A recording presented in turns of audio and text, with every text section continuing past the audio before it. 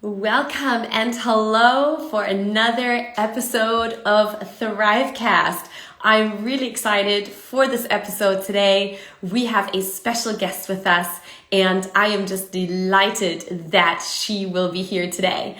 My name is Dr. Dominique Gummelt, and I am Andrews University's Wellness Director, and I want to welcome you all to the program today, to the show, ThriveCast. Welcome every single one of you that's tuning in right now, wherever you are from. If you're an Andrews student, if you're from our international community, welcome, welcome. Stay tuned. I'm about to pull in our guest, and today we're going to talk about a really, really important subject, especially right now for this time that we're living in. So you don't want to miss this. And if you are a student at Andrews University, remember, you can get co-curricular credit for this program. And at the end of the program, we will have the link ready for you in our Instagram account for you. So stay tuned for that. Please tell your friends to join. Use the little airplane icon on the bottom right, okay? And just share that we are live. Okay, I want to know, where are you tuning in from, guys? Where are you from? Type it into the chat. What country? What city? Where are you from? And today I want to know, do you have snow? Is there snow? I am tuned in from Hanover, Germany, and we have had one of the biggest snowstorms since 1979. So there's a lot of snow. It's very cold today. We had minus 15 degrees Celsius. So I don't know where you're from, but please type it into the chat. I see Brazil is in the house. Welcome, Brazil. Who else is here? Where are you from? Type it in as we're getting started today. It's nice to see you. Becca, Litu, Kimberly, Josh. Hey, Josh, nice to see you. Absolutely. Cassie, nice to see you. USA, nice to see you in the house, USA. Who else is there? Morocco. Welcome, Hassan. Love it. Ghana, nice to see you. No snow. It does not snow. I'm jealous. Okay, Ghana, super. More Brazil, USA. So type in, where are you from? Hello, hello. It's great to see you guys. So welcome to ThriveCast. We are about to start. My name is Dr. Dominique Gummelt. I'm Andrews University's Wellness Director. I am tuned in from Germany, and I see someone else from Germany. Nice to see you. Yay, we've got Michigan. Yes, and the snow has slowed down. All right, guys, so it is time to announce today's guest for our show, for this episode that we have today. This is our fourth episode of season 2 of ThriveCast, and I am delighted that the one and only Dr. Judith Fisher is with us today to share her expertise, to share her experience, so that all of us can today be inspired to make a positive change in our lives, so that regardless of the circumstance, regardless if it's snowing or if it's hot or cold, you can thrive more in your life. So that's the plan for today. So now I'm going to see if I can ask Dr. Fisher to be on the show right here. And we will get started momentarily. If you are viewing, get a pen, get a piece of paper, take notes, because I know you will be in hand. Hello, there she is. Hello. Welcome. How are you? Good. Welcome to the show, Dr. Fisher. It is great to see you. Good to be here. And you are situated on the campus of Andrews University in Michigan. Is that correct? Yes, I am here at Andrews, and there's quite a bit of snow on the ground as well. That's what I heard. So thank you for taking time out of your busy schedule to dedicate some time for this show, for ThriveCast. I'm very, very happy that you're here. And Dr. Fisher, I don't know if you just saw, but we have community from all around the world that's tuned in. We've got Brazil, we've got Ghana, we've got the United States, we've got Germany. So people from all over are here listening today. So I think it's brilliant how the whole world can connect together. So anyways, it looks like your phone is having trouble. Okay, I think we're just positioning ourselves, but we're going to be okay, I think. Yes. Okay. Well, I'll give you some space to do that, and Okay. You let me know when you're ready. I can see you well. Good. Okay. Perfect. Perfect. So I'm really glad you're here, Dr. Fisher. Please take a moment to introduce yourself so that you can so the audience can get to know you. Feel free to share. Well, thank you. I really appreciate the invitation. It's always great to talk about thriving. It's always great. And this is a topic that is really great to my heart. It's a beautiful topic. It's one that is inspiring just to realize the amazing brain that we have and the amazing life that God has given to each one of us. If you want me to tell you a little bit about myself, I have been here at Andrews for quite a number of years as director of the psychological services and the counseling center. So we provide counseling services, testing services, and we provide career development services to the entire Andrews student population. And I have a great team working with me of psychologists, counselors, as well as graduate students in the doctoral and master's program in counseling, who, as well as social workers who works at they function as interns all throughout the campus. We do prevention activities as well as provide confidential services to our students. And we enjoy partnering with your wellness department so that we can provide wellness and health type of exposure to the entire Andrews community. In terms of personally, I've lived here in Barron Springs for a great chunk of my life, but I tell you what, I growing up on the islands. My parents were missionaries. Nice. And we traveled to a lot of different places and spoke different languages and connected with lots of people. So I love people. I love to connect with cultures. I love to enjoy different types of foods. Wonderful. I love to enjoy different types of weather. And here at Andrews, we get to see a lot of different people from a great big part of the world. And it's amazing. It's wonderful. It gives us the inspiration to continue to do a lot of good things, including thriving. Wonderful. Thank you so much for sharing that. And this is a good point, just formally to thank you for all the work that you have done over all those years at Andrews University and how many lives you and your staff have supported in the most difficult situations. So thank you for that. It's an essential element of our community there. And so I just want to thank you from my end for that on behalf of the whole campus. Pleasure.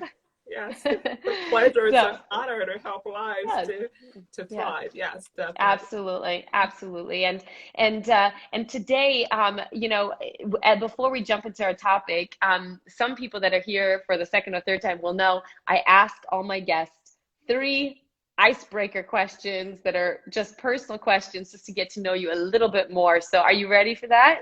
I am ready. Let's go. Okay, good. So question number 1 is, what is your favorite fruit and why? All right, that's an easy one. I tell you, a few minutes ago, I told you that I'm an island girl. I grew up on the islands. Yes. It's one of those beautiful things. If you travel the islands during the summer months, and I have memories of, now my mom was a nurse and dad, of course, was a pastor missionary. And so wherever we were, there were always clinics and hospitals and that my mom worked at. And I remember living in Haiti, where in the afternoons, my mom would go to a clinic all the way out, away from where we live.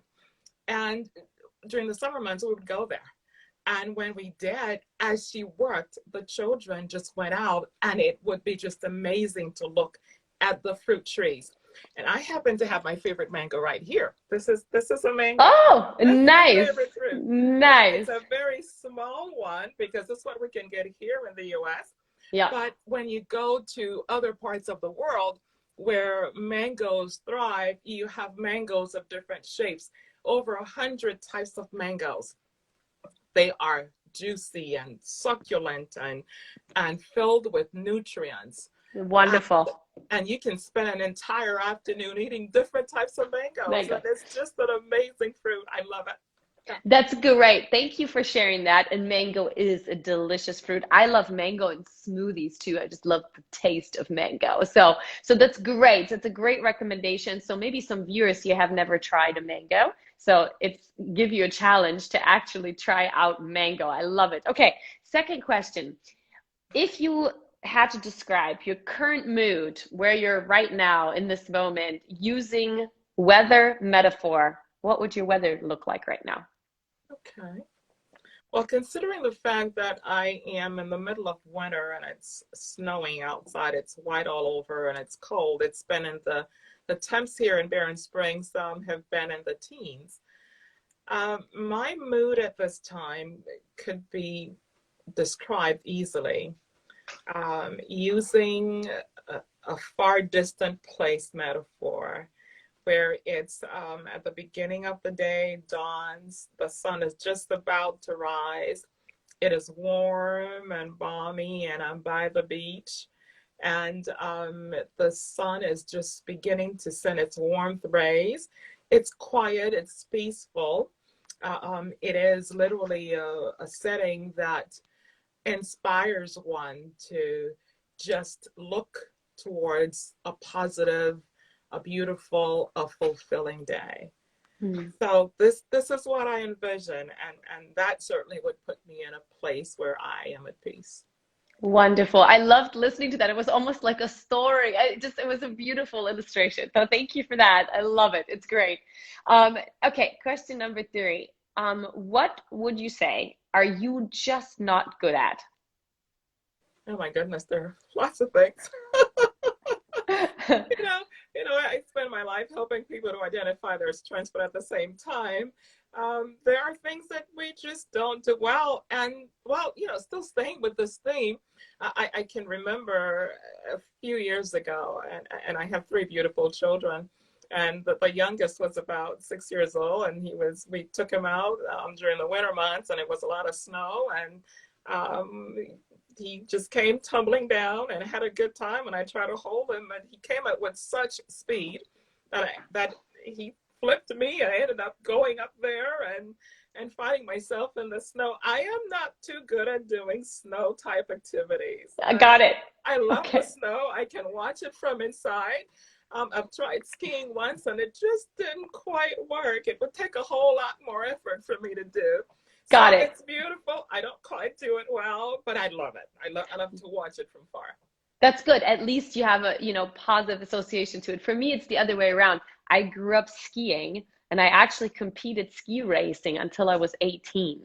And I did giant slalom and regular slalom. And I loved doing the sports in the snow. But what's really funny is I really don't like snow otherwise, except for if I can ski in it. But if I can't, then I don't do well with cold at all. so, so yeah, anyway. So you can play in it and I can watch it and we'll do Exactly, just fine. exactly. No, that's wonderful. Thank you for sharing some of your personal background that helps us to get to know you a little better. And I just want to take a second to welcome everyone that's joined the show a little late. Thank you. This is ThriveCast. This is episode 4 of season 2. And we're here today with Dr. Judith Fisher from Andrews University Counseling and Testing Center.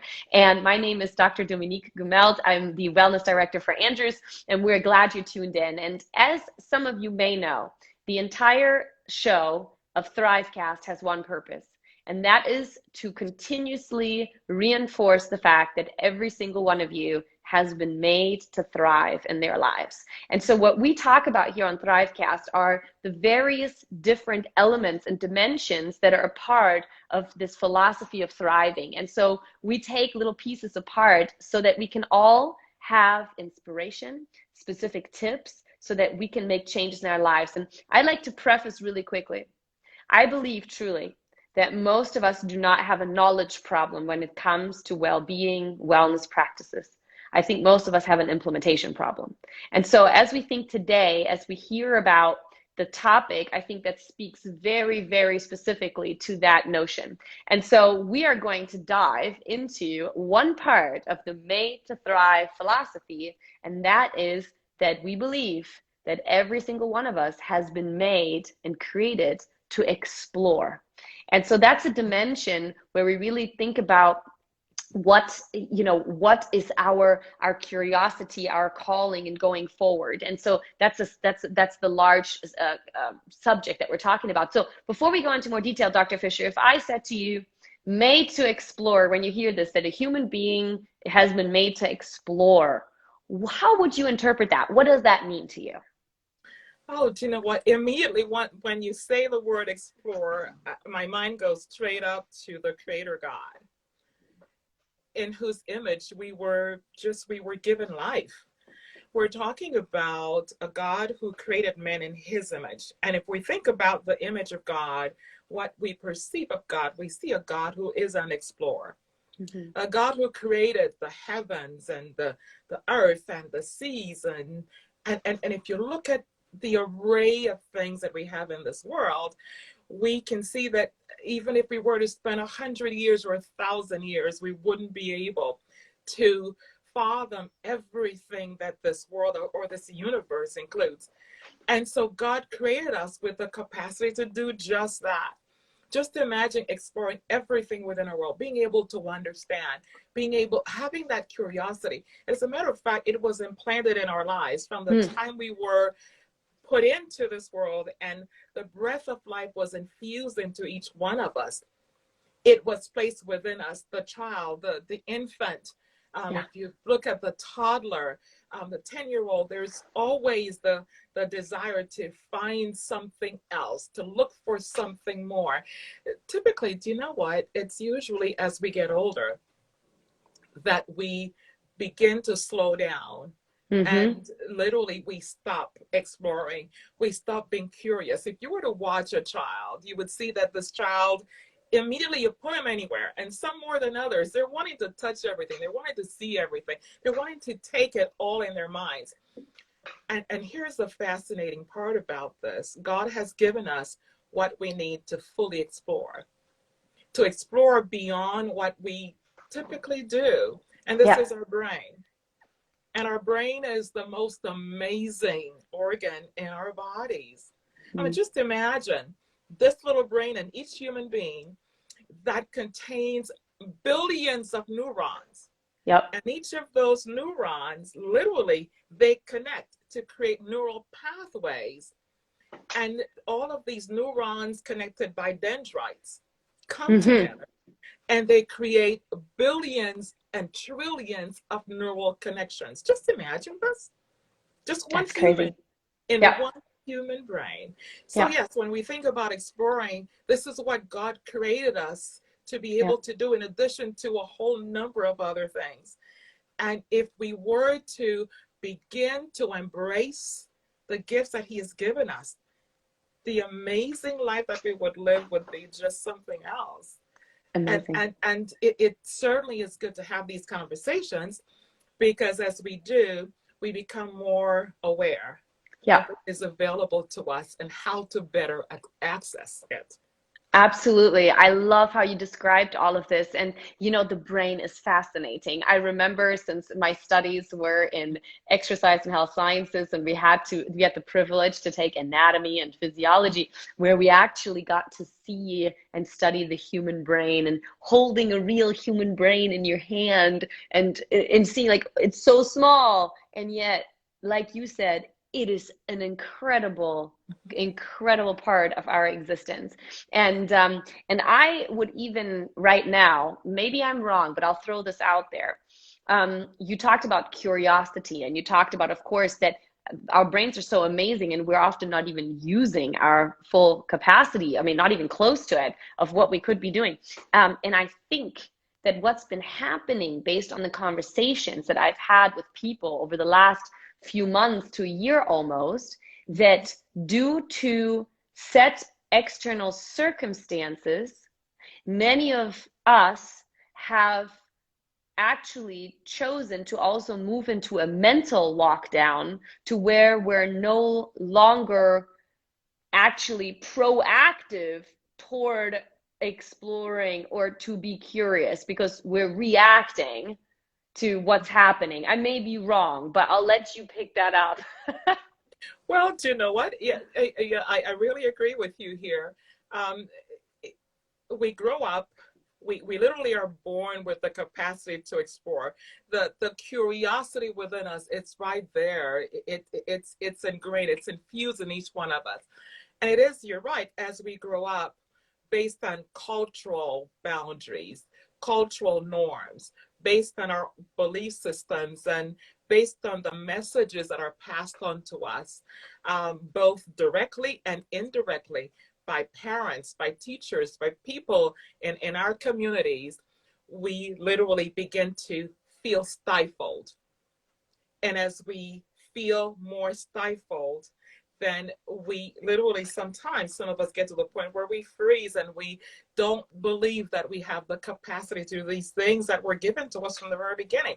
Yeah. I work with a number of young people who, during those teen years, when their brains are still developing and they can learn so much, and they tell me, I don't believe that I can.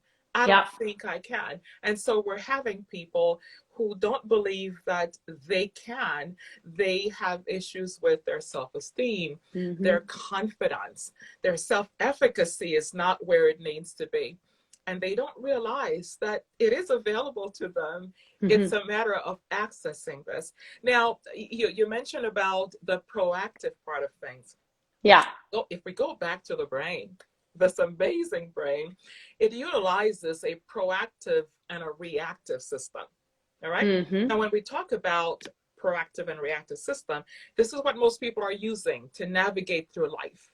You know, the minute you wake up in the morning, you are proactively minding what you need to, or you are being somewhat reactive. So when we talk about proactive system or proactive movement, we're talking about being able to think ahead of time, putting together a game plan. Yeah. Realizing that you're anticipating things happening, and you're using your brain to think about the different possibilities that there could be, because there are tons of possibilities that are ahead of you. However, it's a little bit easier to do to tap into the passive system. And the reactive system, it works. But what it does is that it scrambles when something happens, and it gets you to do something. So you're reacting. You know, it's when like the brain is caught off guard, and then you're supposed to do something to rectify things. You can certainly attend to some responsibilities and some of life functioning using the reactive or system. However, there's so much more of a fulfilling life if we were to tap into our proactive system in the brain. This certainly is quite in line with the exploring that we talked about. Being able to think ahead of time, being able to anticipate. Now, talking about this, when we think about thriving, the word itself entails movement. We were made to move physically and emotionally, intellectually as well. We weren't made to just stay in one place. So thriving entails movement. Proactivity entails movement. Movement forward, looking at what is out there and literally using your mind to determine what are the different options, to connecting the dots, as one would say, and coming up with solutions, coming up with possibilities or options. And when you were able to do that, we are literally expanding this amazing mind that God gave us, and we're experiencing growth. Oh, I love, you have such a wonderful way with words to explain that. I want to go back to, and I hope that maybe Denard captured that, but I loved how you talked about this concept of movement and tying that in, and that thriving is moving, and that movement is necessary on all the different dimensions, not just physically, but also emotionally. And this difference between reaction and proactivity, that is such a key point. And I don't know how many of our viewers have actually really thought about that, have really thought about how we walk through life, how we walk through day to day. Are we walking through life reactively, or are we proactive about XYZ things in our lives? And I would probably take a wild guess to say most of us, like you say, because it seems easier, we react to things. Yes. So what are the dangers of reacting versus being proactive, if I can ask that question that way? Definitely. Very good question. Now, the brain, and we're talking about the brain again with this amazing organ that God has given to each one of us, it utilizes the path of least resistance. Yeah. Okay. Oh, Whatever that's is good. easiest, it's going to go there. It's going to be your default response, whatever it is. So we talked about the billions of neurons and dendrites and trillions of neural pathways. Let me explain a little bit more about the neural pathways. Whatever we decide to do, or whenever we're thinking about something, what happens in the brain is that there are millions of neurons that connect. They connect certain dots and they create a pathway. Yeah. If, for example, I wake up this morning and I'm thinking, I am no good at doing sports. At that time, there are neurons that connect and they create a pathway. Now, it's not a habit yet. It's just a pathway. However, here's what usually happens. With repetition, the pathway becomes ingrained in the brain. And with more repetition, it becomes a part of the brain. And after a while, it becomes the automatic pathway. So I get up and I believe I'm no good at sports. And it becomes the reality for me. Yeah. And so that pathway becomes a habit.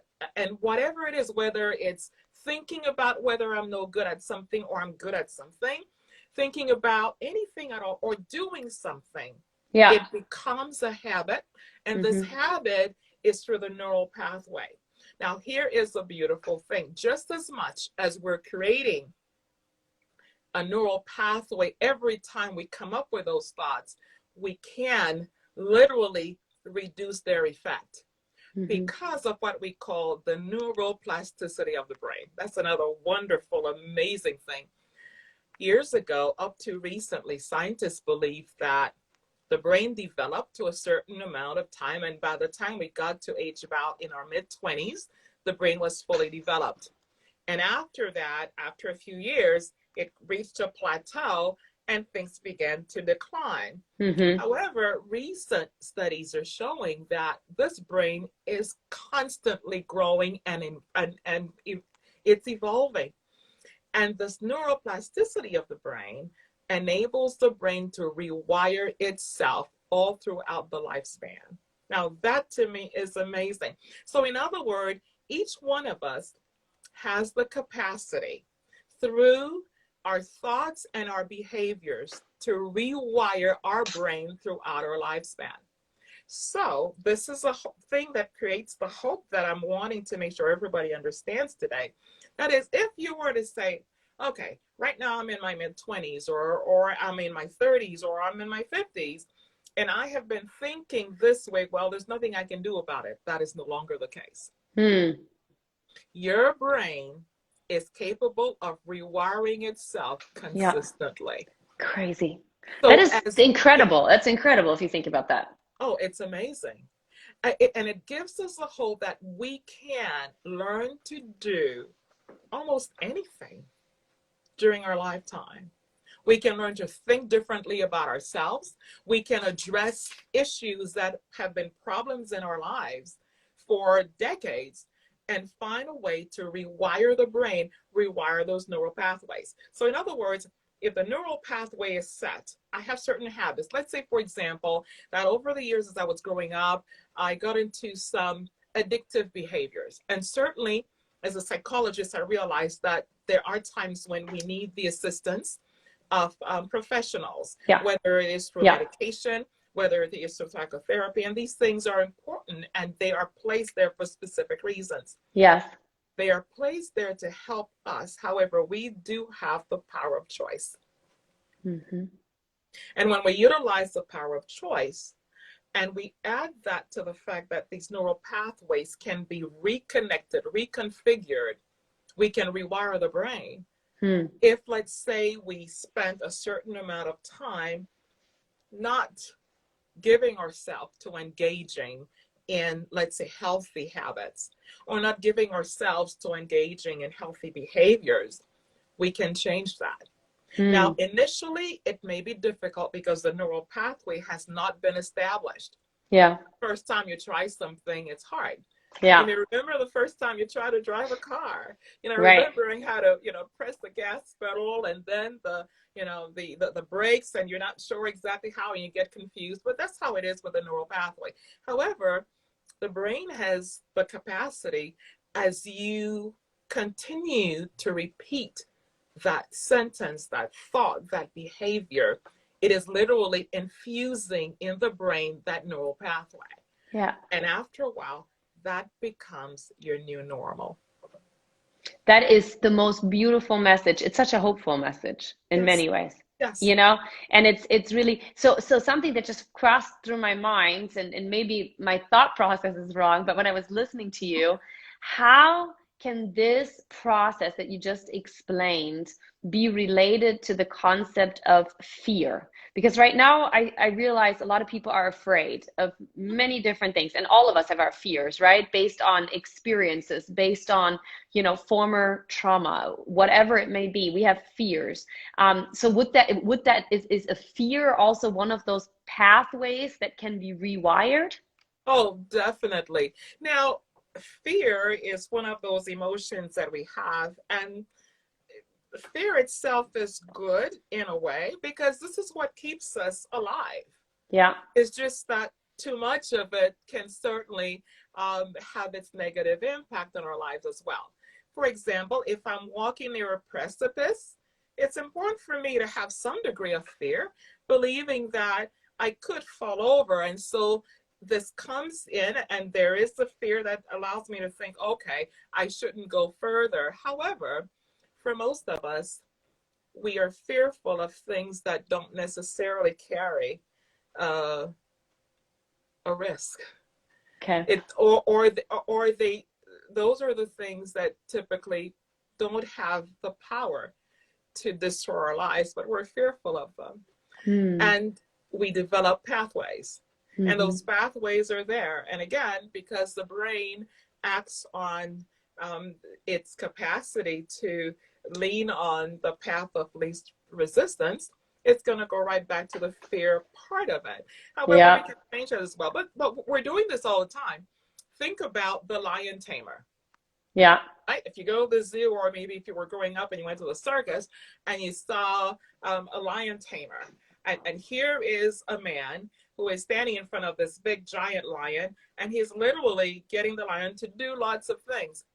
The very first day this Lion Tamer got into the cage with the lion, I'm pretty sure there was some fear there. Right. Definitely. And that's the same way it is for most of us. However, as he continued to repeat that activity, and as he continued to engage with the lion, and as he continued to grow in terms of his strategies to manage the lion, guess what? The fear began to lessen and to lessen and to lessen, to a point where he can walk into that cage and boldly look at that lion and tell the lion what to do, even though the lion may be 20 times his size. And I'm using this as a metaphor because just think about anything in the place of that lion, whether it's a habit, whether it is a task, whether it is something that you would like to do in your life, something that you would like to explore. The very first time, it may seem as a momentous, a big, gigantic thing that you can't in any way challenge, let alone surmount. However, as you continue to work, and sometimes it involves taking things through manageable pieces. We're told that the journey of 1,000 miles begins with one step. Yeah. One step. Manageable pieces. If you're trying to accomplish everything at the same time, it's easy to become overwhelmed. Yeah. And so typically I say, all right, if you can't, then take one piece at a time. Yeah. One piece at a time. And within a certain amount of time, you can accomplish a whole lot more than you would have ever been able to imagine. Lovely. Very, very encouraging, because as you also mentioned, and once again, I think, fear is definitely something that cripples action and proactivity. And I think a lot of people are experiencing that right now. I have to look at the time, but we never have enough time because the topics are so good. And I appreciate all that you've said, so much rich content to draw from. I took some notes myself here as well today that are just, again, eye-opening. As we move into our last question here, before we do that, is there anything else, Dr. Fisher, you would like to say on the subject of proactivity? Well, yes, definitely. This is something that literally can make our lives the most fulfilling lives for us to live as God wanted us to live.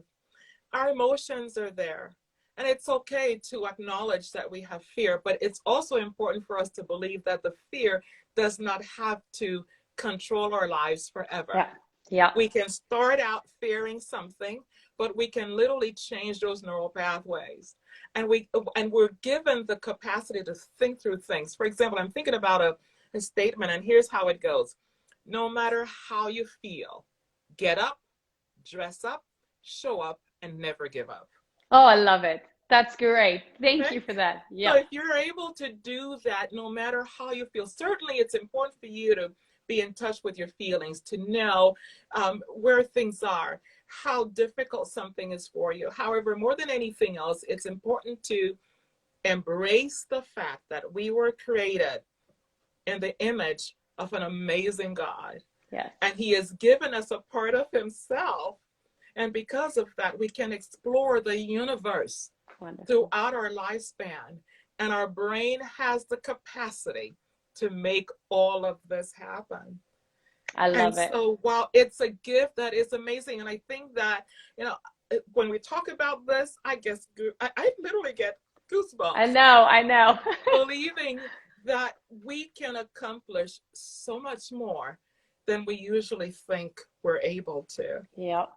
And literally, if we were to start small and continue to think towards the future, and we didn't even touch about resilience, but resilience is part of it. It is the ability to be able to bounce back and grow in spite of adversities. And so maybe that's another topic for another time. Yes. However, for today, I'd like us just to remember that we have the capacity to grow, to explore, to be healthy, to live healthy lives.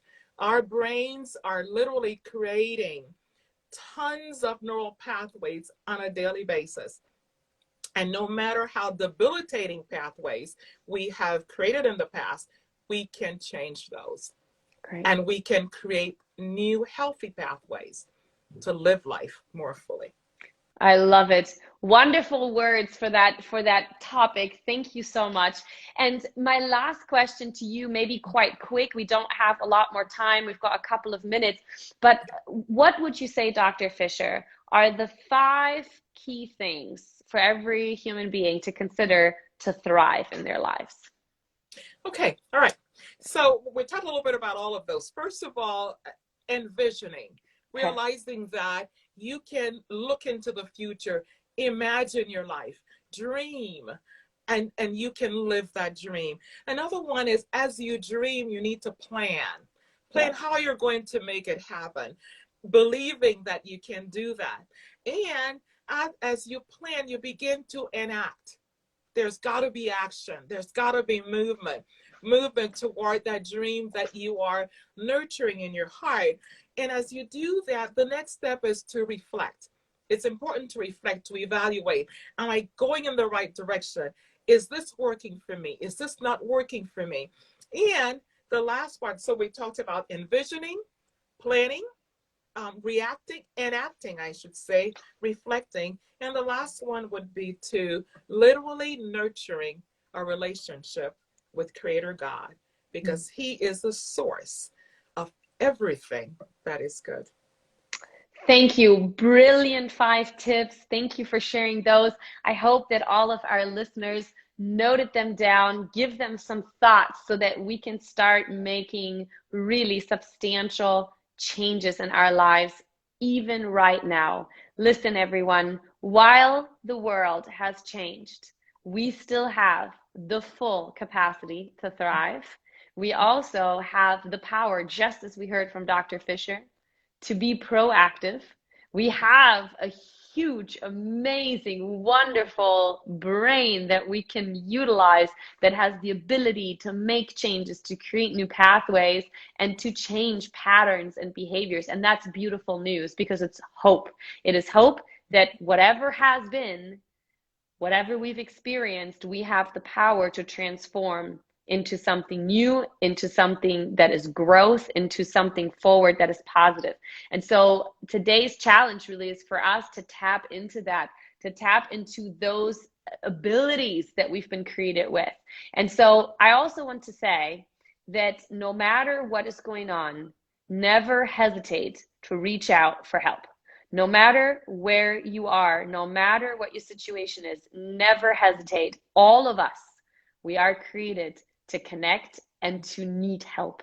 And that is something that I want to also put out there. Whatever might be going on, if you're an Andrews University student and you need help with whatever it is, feel free to reach out to the Counseling and Testing Center. Feel free to reach out to someone in leadership that can connect you to the right people so that we can all together make positive changes in our lives. And we don't have to do that alone. We should be doing that together. You know what, just very quickly, you are so right. We were born to be in relationships and in communities. So don't be afraid to reach out and to get help. And so that you can achieve the dream that God has put in your heart. Yes. Absolutely. So with that, Dr. Fisher, I really want to thank you for your incredible input. I personally just was so, enriched by what you said, something to ponder on, to review for yourself, to understand, and to actually be proactive and not just always go with the path of least resistance, but to go with the path of growth and development and positive change. And so that's our choice we can make today. So thank you all for being here today with us at ThriveCast. This episode will be available on IGTV and on our YouTube channel for Andrews University. And if you're an Andrews University student, the link for co-curricular credit is posted on the Instagram Andrews University account.